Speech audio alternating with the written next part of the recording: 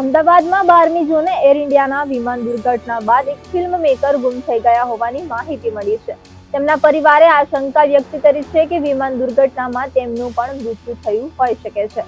આ ઉપરાંત તેમના મોબાઈલ ફોનનું છેલ્લું લોકેશન દુર્ઘટના સ્થળથી માત્ર 700 મીટર દૂર હતું.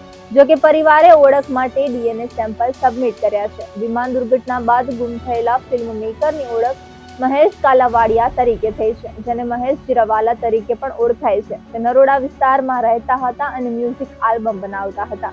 મહેશ કાલાવાડિયાના પત્ની હેતલે જણાવ્યું હતું કે ગુરુવારે તે લો ગાર્ડન વિસ્તારમાં મીટિંગમાં ગયા હતા. ત્યારબાદ તેમણે મને બપોરે 1:14 ફોન કરીને કહ્યું કે મીટિંગ પૂરી થઈ ગઈ છે અને હું ઘરે આવી રહ્યો છું.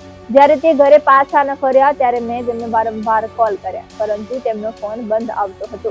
આ મામલે મેં પોલીસને જાણ કરી હતી. પોલીસ તપાસમાં તેના મોબાઈલ ફોનનું છેલ્લું લોકેશન દુર્ઘટના સ્થળથી માત્ર 700 મીટર દૂર હોવાનું જાણવા મળ્યું છે.